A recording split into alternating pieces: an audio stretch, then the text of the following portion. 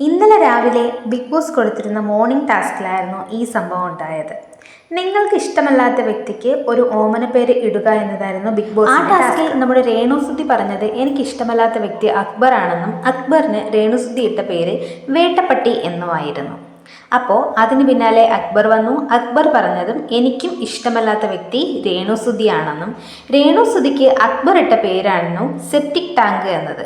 അപ്പോൾ രേണു അതിനെ നിസ്സാരമായിട്ട് ചിരിച്ചൊക്കെ ഒന്ന് പുച്ഛിച്ചൊക്കെ തള്ളിയെങ്കിലും കുറച്ചു കഴിഞ്ഞ് രേണുവിൻ്റെ വിധം മാറി.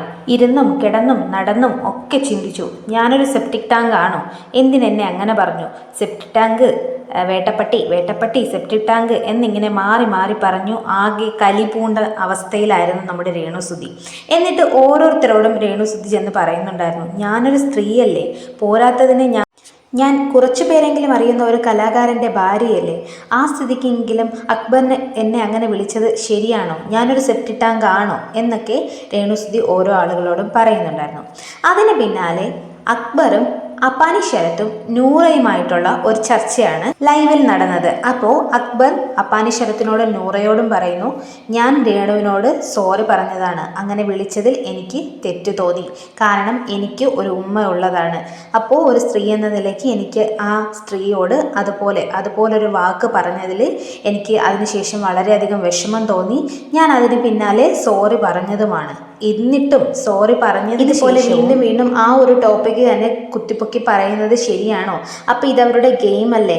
എങ്ങനെയെങ്കിലും എന്നെ ബാഡ് ഇമേജ് ആയിട്ട് കാണിക്കുവാൻ വേണ്ടി അവർ മനഃപൂർവ്വം ഇതിങ്ങനെ നെയ്ത് കൂട്ടുന്നതല്ലേ പ്രശ്നം എന്നൊക്കെ അക്ബർ നൂറയോടും അപ്പാനി ശരത്തിനോടും പറഞ്ഞതിന് ശേഷം അക്ബർ അവിടെ നിന്നും എഴുന്നേറ്റ് പോകുന്നു. അപ്പോൾ അപ്പാനി ശരത്ത് നൂറയോടായിട്ടാണ് പറയുന്നത്, എൻ്റെ അച്ഛൻ എൻ്റെ കുട്ടിക്കാലത്തെ മരിച്ചു പോയതാണ്, അപ്പോൾ അന്ന് മുതൽ എൻ്റെ അമ്മ ഒരു വിധവയാണ്. ഒരു വിധവ എങ്ങനെയാണെന്ന് എനിക്കറിയാം. ആ ഒരു മര്യാദ അവർക്ക് കൊടുത്തുകൊണ്ട് തന്നെയാണ് ഞാൻ നിൽക്കുമ്പോഴാണ് അക്ബർ ചെന്ന് രേണുവിനോട് സോറി പറയുന്നത്. അതിനുശേഷവും അവർ ഈ പ്രശ്നം വീണ്ടും വീണ്ടും വലിച്ചിഴക്കുന്നത് അക്ബറിനെ എങ്ങനെയെങ്കിലും പൊതുസമൂഹത്തിനുള്ളിൽ തെറ്റുകാരനാണെന്ന് കാണിക്കുവാൻ വേണ്ടി ചെയ്യുന്നതെന്നും ഇത് രേണുസുതിയുടെ സ്ട്രാറ്റജി ആണെന്നുമാണ് അപ്പാനി ശരത്ത് നൂറയോട് പറയുന്നുണ്ട്. ആര്യനോടും അപ്പാനി ശരത്ത് പറയുന്നു, ബിഗ് ബോസിന്റെ പ്രഡിക്ഷൻ ലിസ്റ്റിൽ എല്ലാം ഉണ്ടായിരുന്ന ഒരേ ഒരു പേരാണ് രേണുസുതി എന്നുള്ളത്.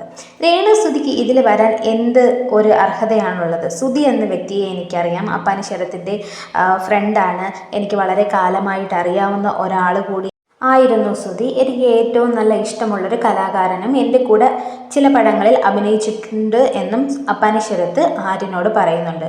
പക്ഷേ എനിക്ക് ഈ സ്ത്രീയെ ഇഷ്ടമല്ല, ഇവരുടെ കാട്ടിക്കൂട്ടലുകൾ എനിക്ക് ഇഷ്ടമല്ല. എല്ലാ പ്രഡിക്ഷൻ ലിസ്റ്റിലും എന്നെക്കാളുപരി ഞാൻ പോലും ഇല്ലാത്ത പ്രഡിക്ഷൻ ലിസ്റ്റുകളിലും രേണുസുതി ഉള്ളതായിട്ടും അപ്പാനി ശരത്ത് ഞാൻ കരുതിയത് ഇവരിവിടെ ഭയങ്കര ഗെയിം കളിയായിരിക്കുമെന്നാണ്. പക്ഷേ അങ്ങനെയൊന്നുമില്ല, ഒരു ഉപയോഗവുമില്ല.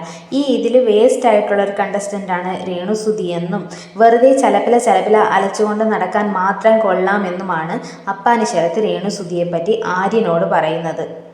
രേണുസുതി അക്ബറിന് വേട്ടപ്പട്ടി എന്ന പേരിട്ടതിന് പിന്നാലെയായി അക്ബർ രേണുസുതിയെ ഇതുപോലൊരു പേര് വിളിച്ചത്. രണ്ടുപേരും അങ്ങോട്ടും ഇങ്ങോട്ടും ഏകദേശം തുല്യത വരുന്ന ഒരു പേര് തന്നെയാണ് വിളിച്ചത്. വീണ്ടും വീണ്ടും അതിനെ ഇതുപോലെ കുത്തിപ്പൊക്കേണ്ട ആവശ്യമില്ലെന്നും എനിക്ക് തോന്നുന്നു. പിന്നെ അപ്പാനി ശരത്ത് എന്തോ ഒരു വലിയ സംഭവമാണ് എന്നുള്ള രീതിയിലുള്ള രേണുസുതിയെ പറ്റി പറയുമ്പോൾ ഒരു കുറച്ചിൽ ഫീൽ ചെയ്യുന്ന പോലെയും എനിക്ക് തോന്നുന്നു. അപ്പോൾ ഇതുപോലുള്ള വീഡിയോകൾക്കായി സബ്സ്ക്രൈബ് ചെയ്യൂ.